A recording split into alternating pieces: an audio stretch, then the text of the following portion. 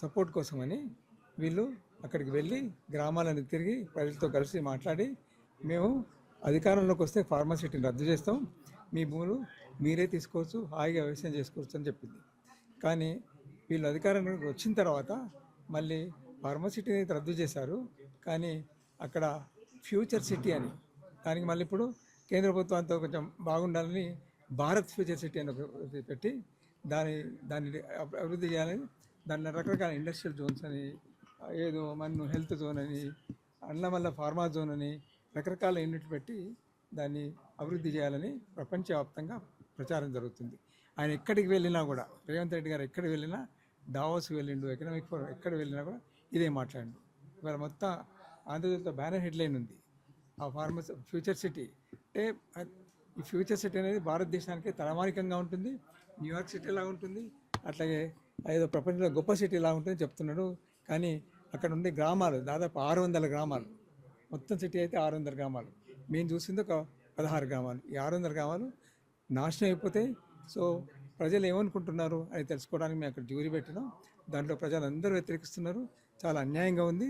నిర్బంధ పద్ధతిలో బుల్డోజర్లు పంపించినారు, పోలీసులు వెళ్ళి జనాన్ని పొలాల నుంచి లాక్కొచ్చినారు, బుల్డోజర్ పెసర్ చైన్ నుంచి బుల్డోజర్ని తీసుకుపోయినారు. చాలా అన్యాయంగా ఉంది. దీన్ని మేము వ్యతిరేకిస్తున్నాం. ప్రజల తరఫున ప్రజలు వ్యతిరేకిస్తున్నారు. నేనంటే హక్కుల నాయకుడిని, కానీ ఈ జ్యూరీ కూడా వ్యతిరేకిస్తుంది. ఇది చేయడానికి వీలేదు. ప్రజలతో మాట్లాడండి అని చెప్తున్నాం మేము. మీరు ఇంతవరకు ప్లాన్ లేదు, డీటెయిల్ రిపోర్ట్ ఏమీ లేదు, ఏమీ ప్లాన్ లేదు, ఏం చేస్తున్నారో తెలియదు, గాలి మాటలన్నీ రోజు పత్రికల్లో చూస్తున్నాం, ఏమీ లేదు. కాబట్టి మీరు మీ ప్లాన్ ప్రకటించండి, ప్రజల్ని కూర్చోబెట్టి మాట్లాడండి. వాళ్ళు ఎటువంటి అభివృద్ధి కావాలనుకుంటున్నారు, వాళ్ళ వనరులను కాపాడుతూ ఏం అభివృద్ధి చేస్తారు. వాళ్ళు మేము పాలు ఉత్పత్తి చేస్తున్నాం, టమాటాలు పండిస్తున్నాం చెప్తున్నాం. 6,000 లీటర్ల పాలు ప్రతిరోజు హైదరాబాద్ పంపిస్తారట. 20 టన్నుల టమాటాలు ఒక 3 గ్రామాల నుంచి రోజు హైదరాబాద్కి వస్తారట. మేమంతా ఏం కావాలా అని చెప్తున్నారు. కాబట్టి వీటికి ప్రభుత్వం జవాబు చెప్పాలా, ప్రజలతో మాట్లాడాలా. మీరు ప్రాజెక్టు తలబడితే చెప్పండి, వాళ్ళ ప్రజాభిప్రాయాలు తీసుకోండి. తర్వాత వాళ్ళ జీవన విధానం నష్టపోకుండా ఏం చేయాలో ప్రభుత్వం ఆలోచించాలని మేము కోరుతున్నాం. కాంగ్రెస్ ప్రభుత్వము కింద ఏదైతే ఈ ఫ్యూచర్ సిటీ అని ప్రాజెక్ట్ టేకప్ చేశారో దాంట్లో భాగంగా బాగా బలాన్ని ప్రయోగించి భూసేకరణ అనేది చేయడం జరుగుతుంది. మేము అడగదలుచుకుంది ఏంటంటే, మరి ఎన్నికల సమయంలో బీఆర్ఎస్ని ఓడించాలి అన్న దీంతో మీరు కొన్ని వాగ్దానాలు చేశారు. అప్పుడు మరి అదేమో దొరల పాలన అని చెప్పి అప్పుడు అని మేము ప్రజాస్వామిక పాలన తీసుకొని వస్తామని వాగ్దానం చేయడం జరిగింది. అట్లాగే దేశవ్యాప్తంగా కూడా మనం ఇప్పుడు బీజేపీ ఆర్ఎస్ఎస్ ఏదైతే పాలన ఉందో దాన్ని ఫ్యాసిస్ట్ పాలన అంటూ, దానికి ఎందుకంటే మీకు ప్రజల అభిమతం లేదు, జవాబుదారీతనం లేదు, అట్లాగే పారదర్శకత లేదు, ఇవి చెప్తూ వచ్చాం. మరి ఇక్కడ కూడా మరి చట్టబద్ధ పాలన లేకుండా, ఒక పబ్లిక్ హియరింగ్ లేకుండా, ఒక ప్రాజెక్ట్ రిపోర్ట్ లేకుండా, పోలీసులను విపరీతంగా అక్కడ మోహరించి భూములు దున్నేయడము, బుల్డోజర్లు వాడడము, మరి ఆ పాలనకు ఈ పాలనకు పెద్ద తేడా ఏముంది అనేది మాకు విదితం అవడం లేదు. అట్లాగే మనకు ఆల్రెడీ 3 సిటీలు ఉన్నాయి, హైదరాబాద్, సికింద్రాబాద్, సైబరాబాద్. ఇందులో ఏవైతే కన్స్ట్రక్షన్ జరిగాయో దాంట్లోనే మీకు 26% నుంచి 40% దాకా యూనిట్స్ అమ్ముడు పోలేదు. అమ్ముడు పోకుండా కూడా అట్లాగే పెట్టుకొని ఉన్నారు ఆల్రెడీ. అంటే ఎక్సెస్ సప్లై ఉంది కన్స్ట్రక్షన్ సెక్టర్లో. అట్లా ఉన్నప్పుడు మళ్ళీ ఇంకొక మీరు ఫ్యూచర్ సిటీ పేరు మీద మళ్ళీ అదే కన్స్ట్రక్షన్స్, అవే తరహా డెవలప్మెంట్ చేయడం అనేది అర్థరహితం. రైతులు అడిగే దాంట్లో అందుకే చాలా అర్థం ఉంది. మా అభివృద్ధి కాదా, వ్యవసాయం అభివృద్ధి కాదా, మేము మరి మీకు ఏదైతే సిటీకి ఇంత కాంట్రిబ్యూట్ చేస్తున్నాము, పాలు, కూరగాయలు, ధాన్యాలు అన్నీ మరి ఇక్కడి నుంచే వస్తున్నాయి కదా అనే ప్రశ్నలో చాలా అర్థం ఉంది. ఎందుకంటే మీరు స్పెక్యులేషన్ని అట్లా ప్రమోట్ చేసి ఒక బబుల్ని కన్స్ట్రక్ట్ చేస్తే అమెరికాలో ఎట్లయితే క్రాష్ అయిందో అట్లా అవుతుంది ఇక్కడ.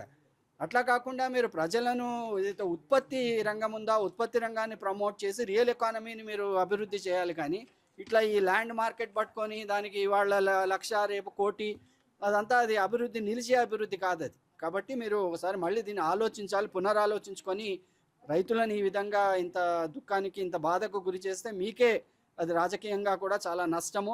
సెంట్రల్ హైకమాండ్ కూడా మేము ఈ రిపోర్ట్ పంపాము, కాంగ్రెస్ హైకమాండ్కి మేము అప్పీల్ చేస్తున్నాము. వాళ్ళు కూడా దీంట్లో ఇంటర్వ్యూన్ అయ్యి దీన్ని ఒకసారి పునరాలోచించుకోవాలని మేము అప్పీల్ చేస్తున్నాం. ఫార్మాసిటీకి అంత ల్యాండ్ అవసరం ఉంటుంది.